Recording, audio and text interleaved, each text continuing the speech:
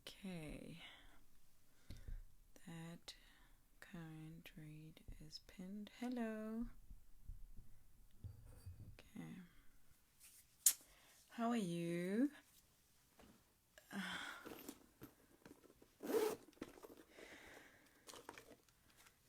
Hello. Hello, hello, hello. Welcome. Today I'm reading. I know I've read the book of memory. So today I'm reading The Memory of Love.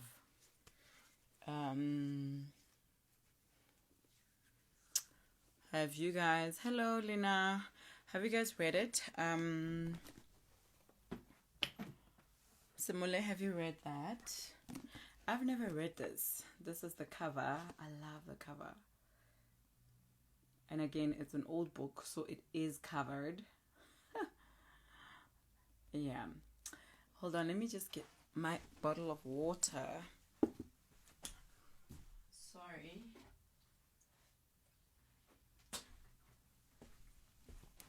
Okay, I'm back.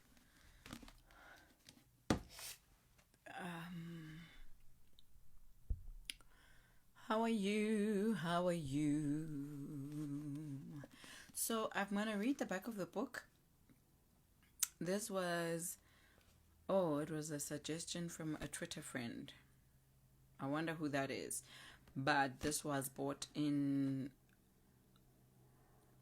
I hope you guys don't judge me for having all these old books that I don't read. This was bought in 2011.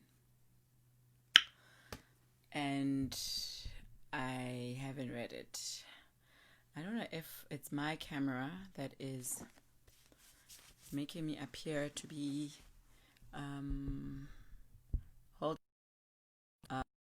okay. No, I'm fine. Thank you. I feel like it's too bright.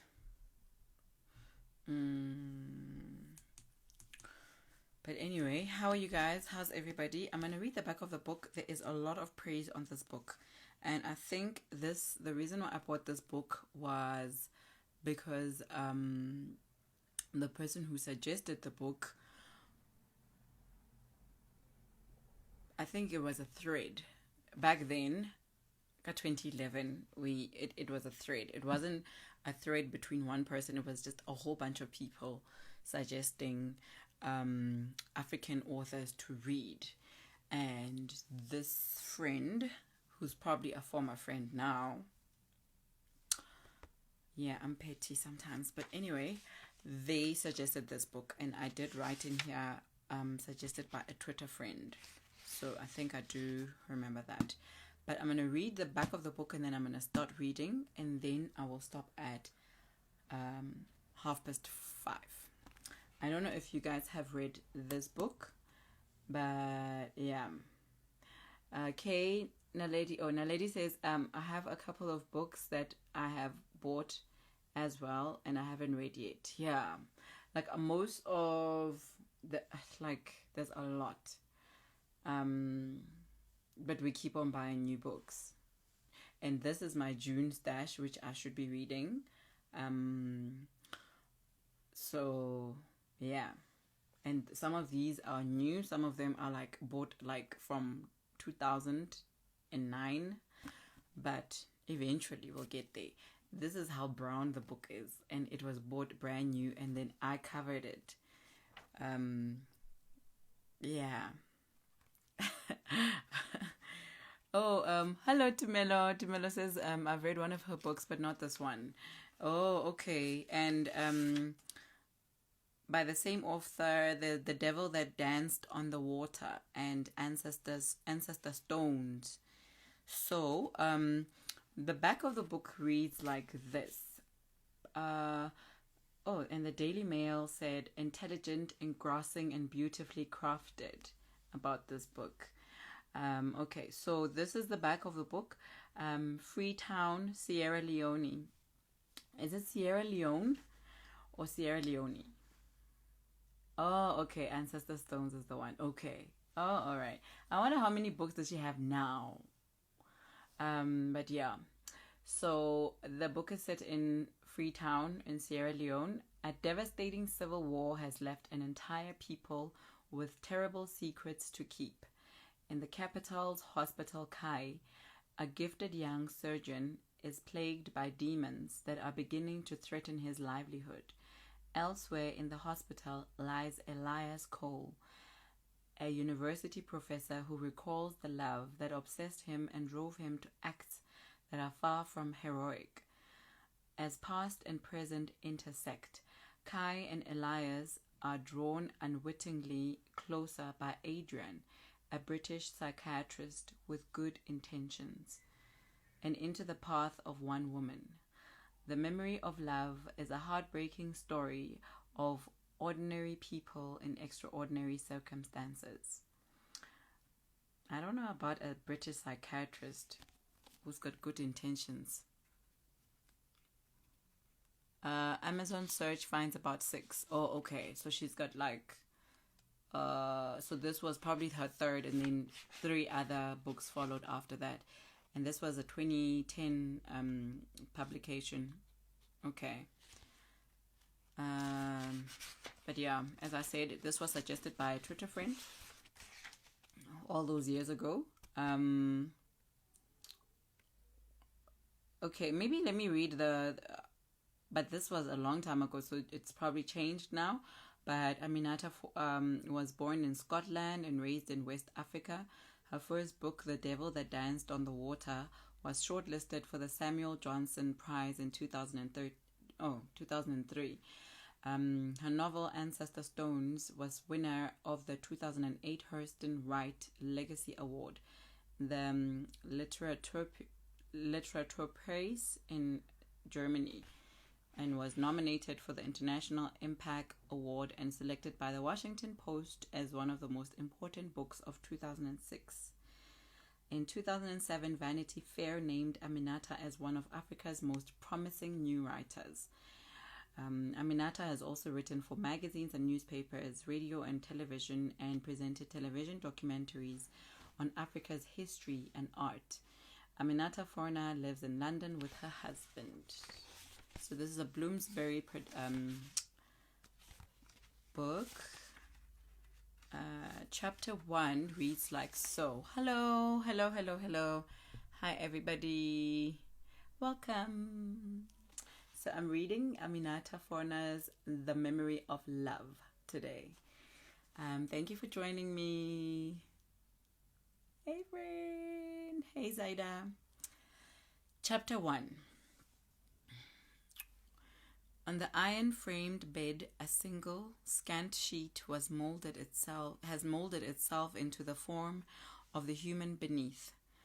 On top of the bedside cabinet, a small pile of spiral-bound notebooks sits alongside a vase of flowers, bright-colored and plastic.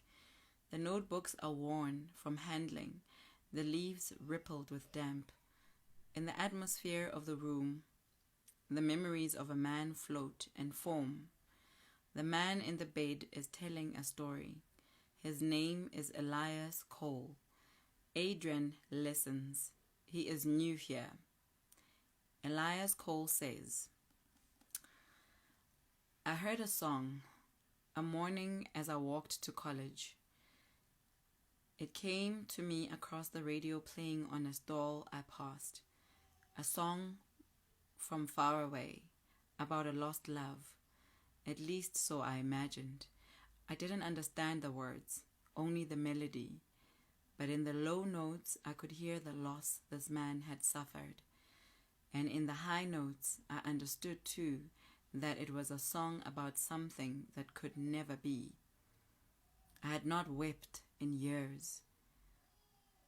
But I did, there and then, on the side of a dusty street, surrounded by strangers. The melody stayed with me for years. This is how it is when you glimpse a woman for the first time, a woman you know you could love. People are wrong when they talk of love at first sight. It is neither love nor lust, no. As she walks away from you, what you feel is loss. a premonition of loss. I never thought I would hear that tune again. Then a month, or perhaps it was 2 months ago, as I sat alone in the room in my house that serves as a study, the window was open, and through it, faintly, I heard somebody whistling the tune and singing pieces from the refrain. A woman's voice, the very same tune from those years ago. I shouted for Baba Gale, who for once came on the first call. I sent him down into the street to find whoever was whistling. He seemed to be gone forever. And all the time I waited, what could I do but sit and listen to my heart keeping time with my impatience? The person Baba Gale brought to me was a builder, a fula, dressed in torn trousers, bare of chest and covered in cement dust, which reminded me of funeral ashes. Baba Gale ushered him off the carpets, but I called him close again. I asked him to sing, and he did, some other tune. I wouldn't have put it past Baba Gale to have called the first person he saw from the gate. I hummed a few of the notes as I remembered them, and then the man in front of me sang, and there was the tune in his voice, girlish and high. After he had sung for me, I asked him to tell me the meaning of the words. The song was indeed about loss, but not of a woman. In the song, a young man longed for a time past, a time he had only heard about in the words of those who'd lived it, a time of hope and dreams. He was singing of the life lost to him, because it had been his misfortune to be born much later, when the world was already a different place. I had woken later than usual that morning. Baba Gale had been up for hours. A Muslim, a northerner, he's up with a call to prayer by 5 every morning, which is one good thing about him. Also, he doesn't drink and is an honest man, which is more than you can say of many. Quick to temper, though, those northerners. I called him to take a bucket of hot water to the bathroom so I could shave. These days, there is no hot water. We're lucky if there is water at all. The taps run dry, as had been the case for the last few days. We kept a barrel at the back of the house for such contingencies. I want to finish the study today, I told him. When you come back from market, come and find me there. Today is Friday, he replied, as he filled the sink and prepared to withdraw. I was still in my pajamas, sitting on the edge of the bath, summoning the energy to lift myself up and reach the sink. Of course, Friday. Baba Gale would be at the mosque. No one to help me all day. Oh, guys, Warina wants to sleep, and look at the time. It's so late. That's why she's crying. Please, bear with me. Okay. Bear with her, actually. Today is Friday, he replied, as he filled the sink and prepared to withdraw. I was still in my pajamas, sitting on the edge of the bath, summoning the energy to lift myself up and reach the sink. Of course, Friday. Baba Gale would be at the mosque. No one to help me all day. Very well, I said. Mind you, come straight back. No wasting time with all that congoza afterwards. Congoza. No reply, which meant he intended to do just as he pleased. He poured the water into the sink and set down the bucket, came and hovered over me like a blue bottle. I waved him away. When he had gone, I took a breath, as deep as my lungs would allow, and levered myself up with the aid of the towel rail. 4 steps to the sink. I rested my hands on the edge of the porcelain, steadied myself on my feet and stared into the mirror. Sounds like he's struggling to walk. The pale hairs on my chin gave my face an ashen cast. I leaned forward and pulled down each eyelid. My eyeballs were yellow, streaked with red. Admirable colors in a sunset, perhaps. The night before, as on other nights, Baba Gale arranged the pillows behind me. By then, I was forced to sleep virtually upright. I had lain gazing into the black, listening to the creaking of my stiffened lungs, the air whistling through the tubes like a piece of rusted machinery. I picked up my shaving brush, wet the bristles, and lathered my face with soap. The razor was less than sharp and pulled at the hairs, dragging them out of the loose folds of skin. Where the furrows were deepest, the razor slid over wet hairs. I stuck my tongue into the side of my cheek, and with my left hand pulled the skin taut. When I finished, I splashed the water in the basin over my face. It was still hot. I luxuriated in the feel of it. Afterwards, I looked again in the mirror. The blood welled up in a number of nicks in my skin. Over the years, my skin had grown thinner. It hung down beneath my eyes, under my jaw, sliding off the bones of my face. I squeezed toothpaste onto my toothbrush and attacked my teeth. Blood on the bristles. My gums had shriveled away like slugs in the midday sun. When I was through, I rinsed my mouth and spat into the basin. Then I pulled the plug and washed the toothpaste. Blood-stained suds, hairs and water swirl away down the hole like so many lost years. When Baba Gale returned from the market, I was sitting on the unmade bed, struggling into my clothes. The effort of getting dressed had provoked in me a coughing fit, the sound of which must have brought him to the door of my room. Wordlessly, he set down the tray containing my medicine, a jug of water and a glass, poured a little of the water and helped me to take a few sips. Gradually, the coughing subsided. Then I sat still, submitting to his ministrations like a child or a half-wit. He freed my left arm from where it was trapped in the shirt sleeve. Then he buttoned the cuffs. I pushed away his hands, insisted on buttoning the front myself. He bent and rolled a sock over each foot, pushed them into my shoes and tied the laces. Starched white shirt, black trousers, proper footwear. I could shamble around unshaven, wearing stained pajamas like my neighbor opposite. All over town, you see them, slumped on the balconies of their homes amid the traffic fumes, staring into space, gradually being covered in a layer of dust from the street, the living dead. I feel like he can't walk, or he's too old. Hello. Hello, Tabby.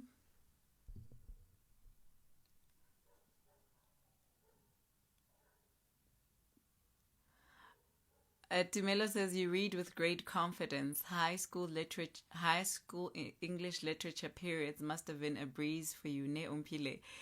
Yes, actually, yeah. Especially like from grade 8 until matric.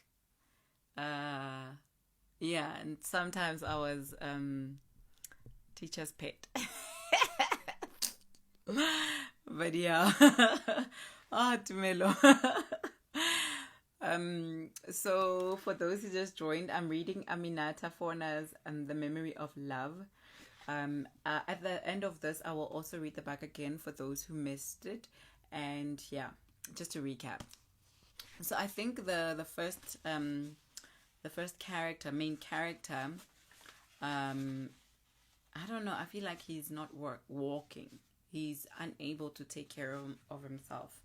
Because, I mean, if the person who helps him went to the market and back, it means he struggled. Because, yeah, I mean, he shaved and he shooed away this helper, and this person left and came back from the market after a whole day of doing whatever, and he was still struggling with getting into his clothes.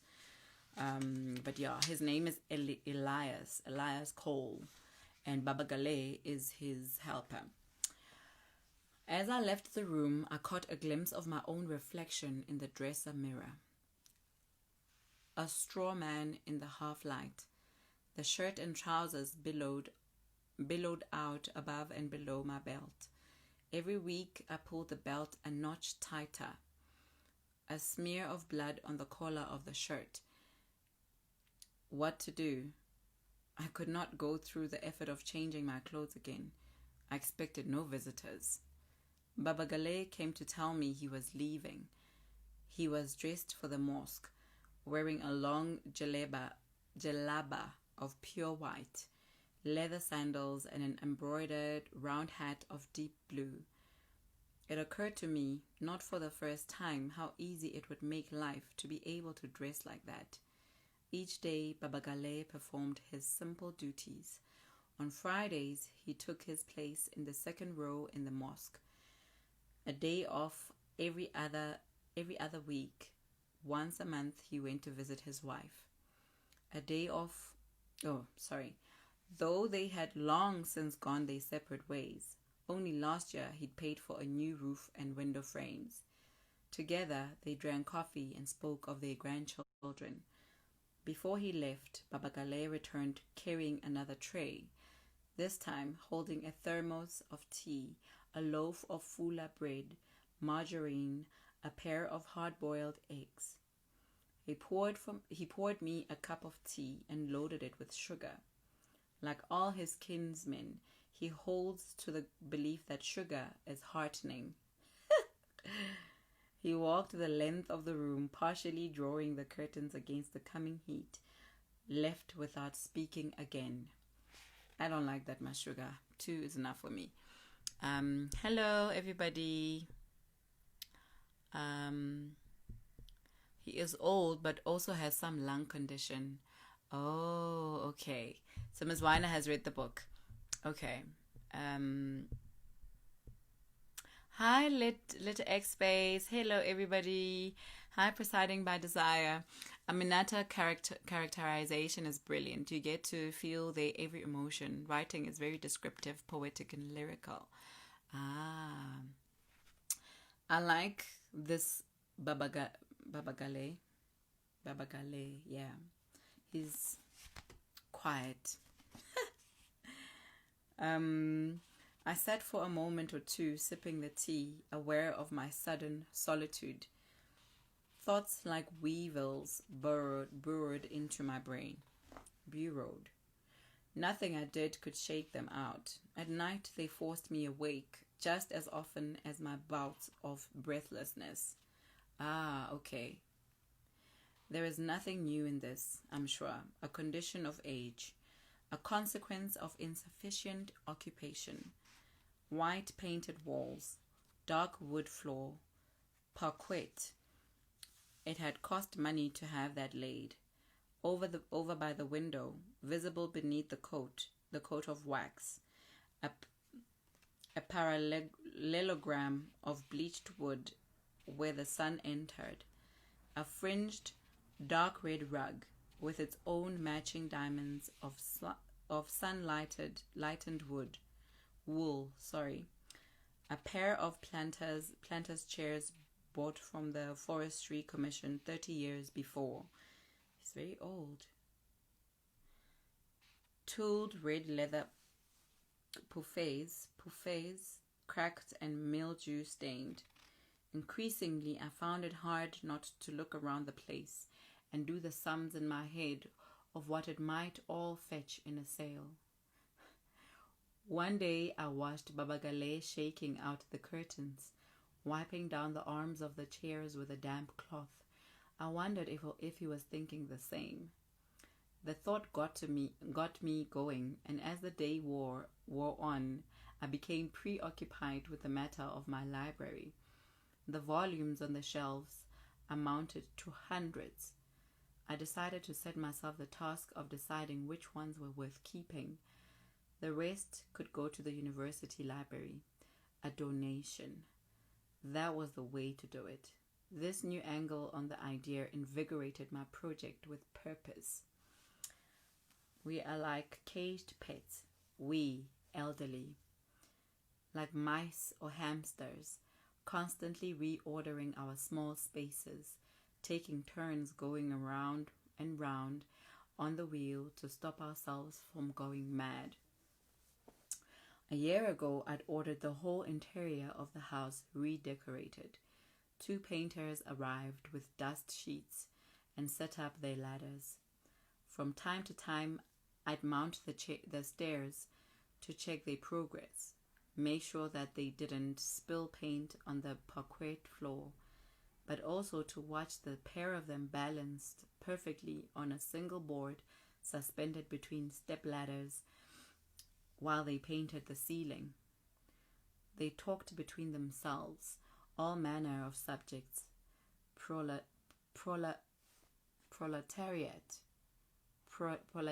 wisdom prompted more often than not by the words issued from their wireless. Proletariat.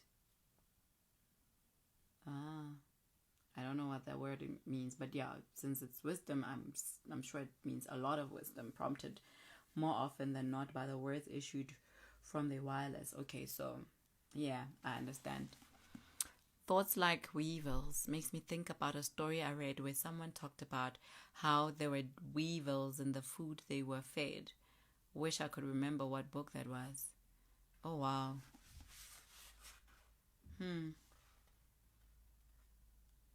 This old man is quite interesting. Seems lonely, but is also fine with the solitude as well. The story is very unpredictable, a very open-ended finish to the story that left me bereft. Oh, working class. Thank you, Jane. Proletariat. I did not know that word. Proletariat. I hope I pronounced it right. Proletariat. Working class. So, they talked between themselves all manner of subjects.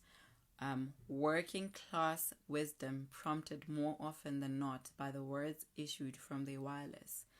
They did not mind me. It was not their place to do so, and besides, they knew I had little enough with which to occupy myself. It was at this time I began to suffer problems with my breathing, the fumes of the paint, you understand. Before then, a dry cough that bothered me occasionally. I put it down to the harmattan wind, pollen from the garden, the smog of traffic fumes that lay across the city. I hadn't been to see a doctor. For what? So the man could tap my chest, write a prescription for some antibiotics, and then chase me for an outrageous sum? A spider had spun a web in one corner of the ceiling, silken trapeze wires, and over on the carpet, flecks of white powder, mist by babagale, cement dust. I saw a woman once, the loss of whom I mourned, even before I had spoken a single word to her. 20 January 1969. The faculty wives' dinner.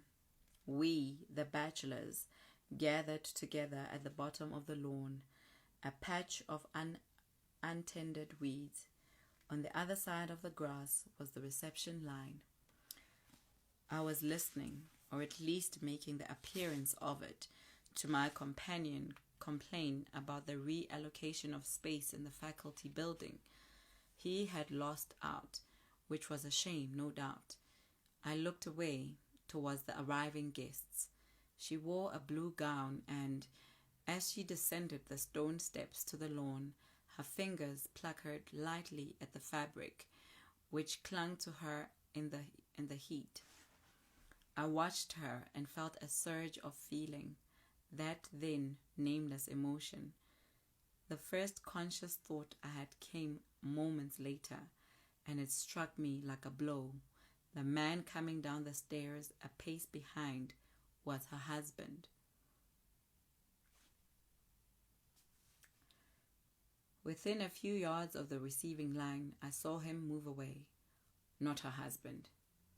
Relief. A cold breath down my spine. Then I saw her reach out her hand and touch him lightly on the sleeve. And with that light touch, made with just the ends of her fingers, she may as well have had the strength of 10 men. So quickly did he yield and alter his course back towards the long line of people. I saw how he submitted his will to hers. I saw her smile, an upward curving of her lips, faint and sweet. A smile he returned, gracious in defeat. Seconds had passed since I had laid eyes on her, and I'd already lost her twice over. I excused myself, placed my glass on the tray of a passing waiter, moved across the lawn, and stood at the end of the receiving line next to the last man, a fellow I recognized vaguely from the faculty hierarchy. I nodded, and he nodded back, barely registering me, having lapsed long before on into the sort of stupor such social obligations are inclined to induce. I shook one or two hands, muttered greetings. Nobody knew or cared. Their minds were already turned to thoughts of alcohol and food. And then there she was, standing before me, her hand held out, smiling. I took her hand. I spoke my name, saw her smile, a poor man's version of the smile she had given to her husband. She moved on and hovered a few yards away while I shook her husband's hand. Together they walked across the lawn, his hand once more at her elbow. My eyes followed them. I realized I had no idea of her name, for it had been obliterated in the moment of our meeting by the drumming in my ears. The tea had cooled by the time I got around to drinking it. I have a dislike of lukewarm liquids. I carried the cup across the room and set it down on a low table while I heaved open the glass door to the veranda. Outside, I poured the liquid over the railing into the flower bed and washed with satisfaction as it bored a hole in the dry earth. The garden had suffered during the drought. Bare patches of rough earth had appeared in the lawn. The beds looked more like neglected graves. Hi, Samu. Hi, Alo. By the time I returned to the chair, the effort had brought me out in a sweat. I poured myself a fresh cup of tea and drank it carefully. I cracked one of the eggs on the side of the tray and picked at the shell with my fingernails. Then I poured a little salt on the plate and dipped the egg into it. Baba Gale never had subscribed to the view that an egg could be overcooked. It was as much as I could do to swallow. I returned the rest to the tray. Still no appetite. It is a mockery. It should be liberating, the absence of a desire. Instead, you feel another kind of longing for the desire that is lost. I yearned to want food again, to feel hunger, and then to indulge the pleasure of sating it. I felt a sudden, whimsical urge for a cigarette. What could be more pleasurable than casually inhaling toxins deep into the lungs? In time, I levered myself back to my feet and went to sit behind the desk, swiveled the chair around to face the bookshelves. I selected a volume and brought it down. Banton's West African City, published under the auspices of the International African Institute. The book was cloth-bound with stitched seams, the paper yellow and grainy beneath my fingertips. I searched the front pages for the publication date, 1957. I began to read where the book fell open about the growth of the city. The third stratum comprised the tribal immigrants who were regarded by the Creoles as hewers of wood and drawers of water, and who were for a time content with their station.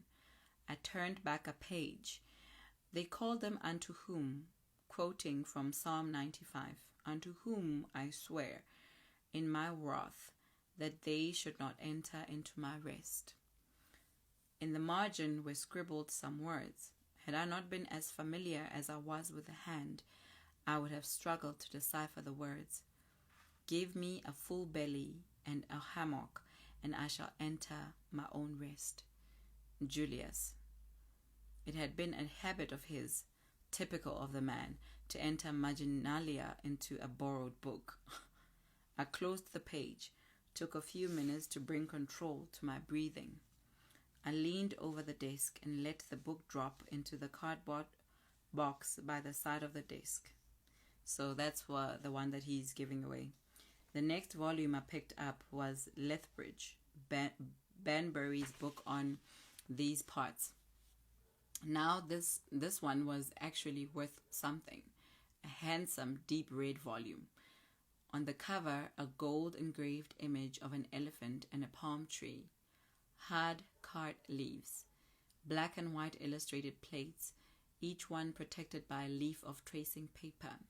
I love how this author is so descriptive about everything. You can actually picture this old man going through his bookcase, taking off volumes after volumes to see which ones can he keep and which ones is he going to give away to the university. I can quote the first lines by heart still.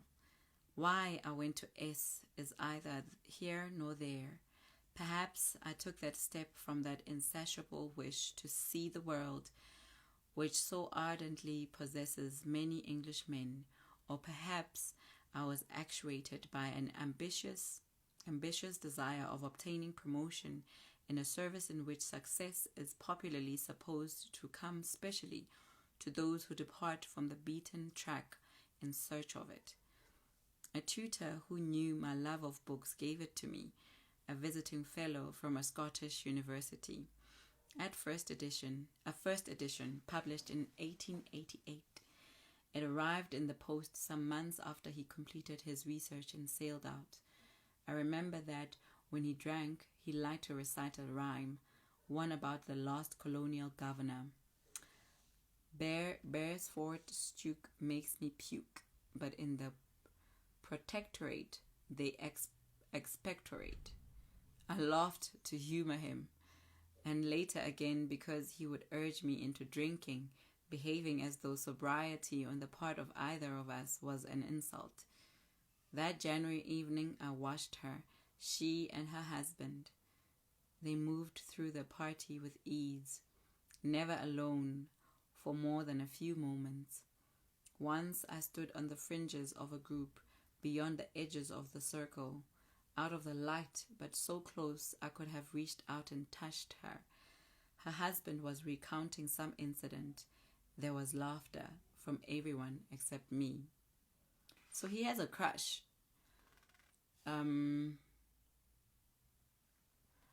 Don't forget that name, Julius. Yes. Okay.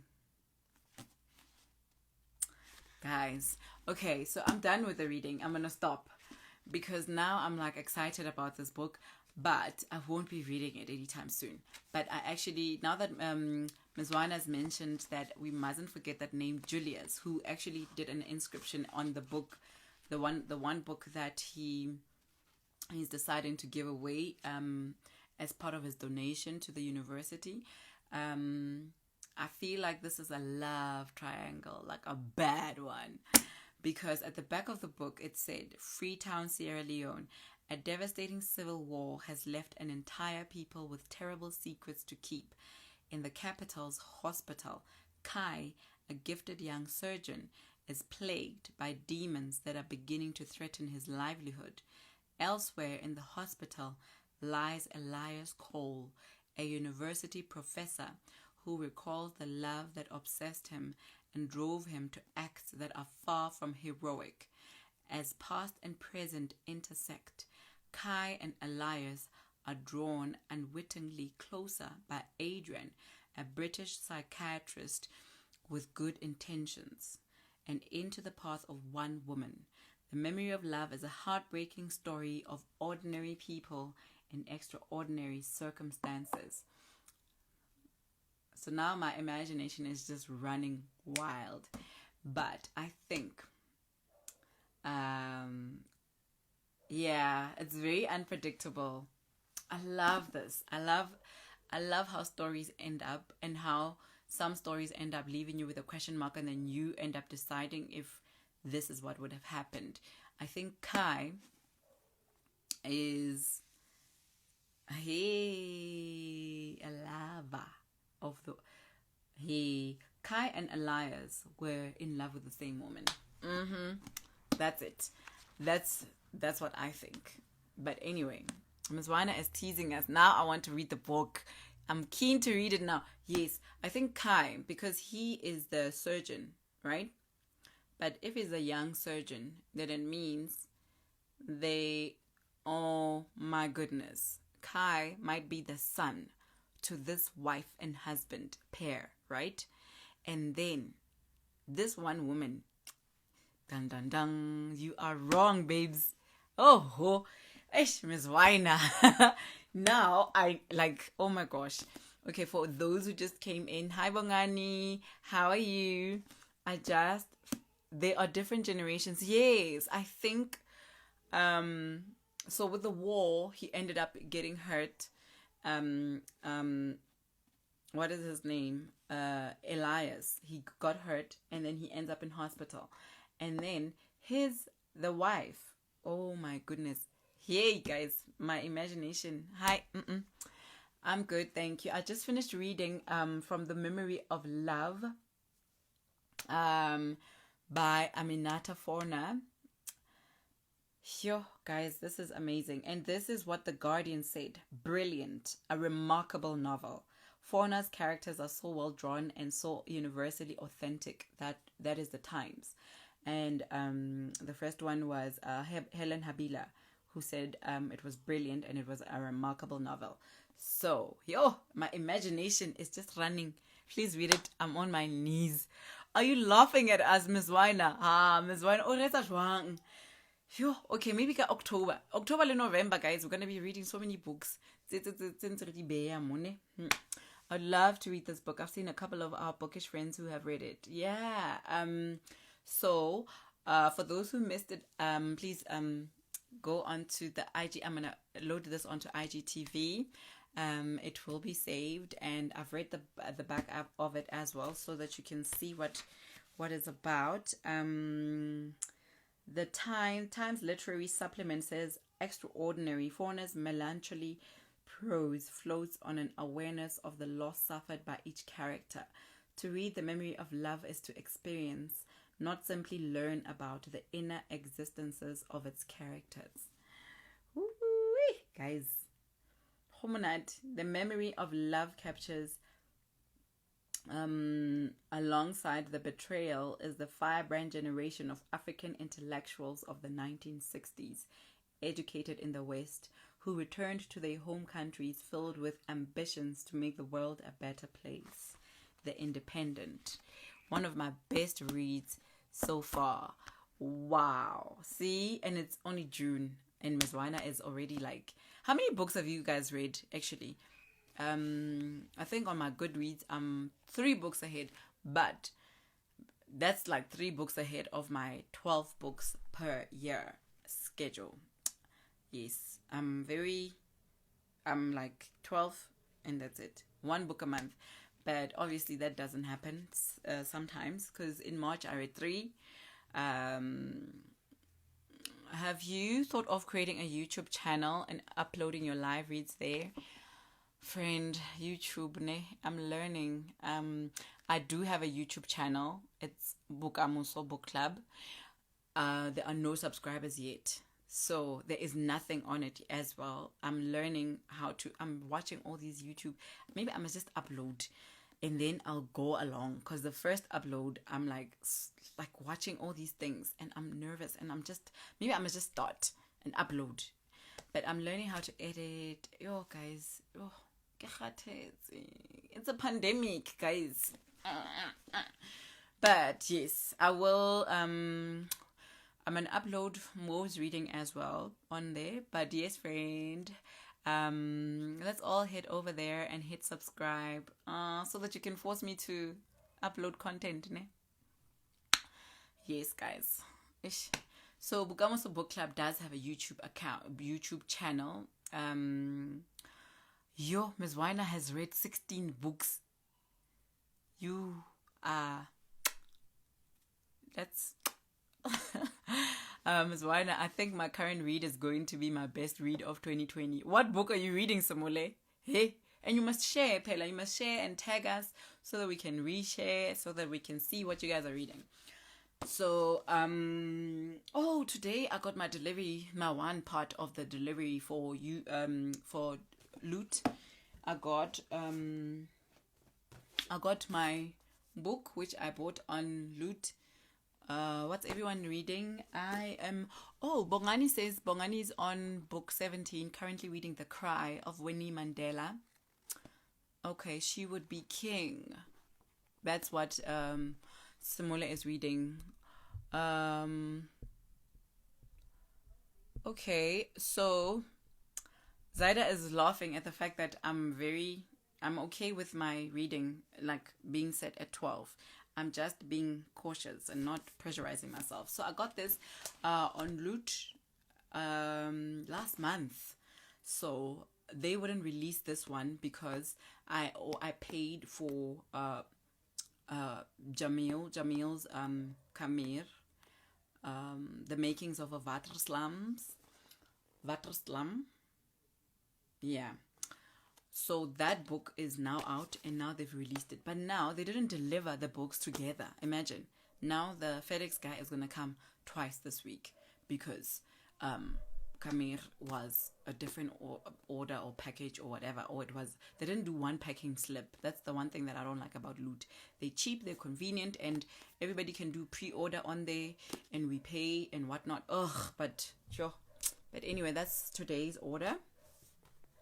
That's what I received today, and I got this week. This is a creative memoir. Creative nonfiction. This is by Lebitso Rampore. Be Still: A Journey to Divine Fulfillment and Inner Peace. So I got this in my post today. Monday, somewhere there. But yeah, thanks to you, I've now got my reading groove back. Yay! So what are you reading, Jane? What's everybody reading? Okay, so Simule is reading She Would Be King, and Bongani, please follow Bongani's online bookstore. It's actually mobile bookstore, because you can order on the DM and then he will deliver. If you're in Joburg, he will meet up with you, obviously with mask on. Let me show you. Mask on. Yeah. So he's been selling, follow Afrocentric Lit. Otherwise you can just click his username now. But yeah, just googled it. Loving the historical theme, will definitely get it. Great choice. It's quite a nostalgic read. She Would Be King. Okay, She Would Be King. All right. And Tabby says, I just finished Infidel. Great autobiography. I actually enjoy autobiographies. But yeah. So guys, follow all these indie bookstores, because it's been a rough couple of months with the pandemic and everything, and they need to make the money. So please follow Afrocentric Lit. If you're in Joburg, he delivers, and he still couriers and everything else. But yeah, Afrocentric Lit. Thank you guys for joining. I was making reference to Born to Kwaito about nostalgia. Oh, yes. I got this on Loot for $50. Yes. So sometimes if you do go onto Loot like every other morning and you check, they do have specials. Your support will be greatly appreciated. Aww. We love you, friend.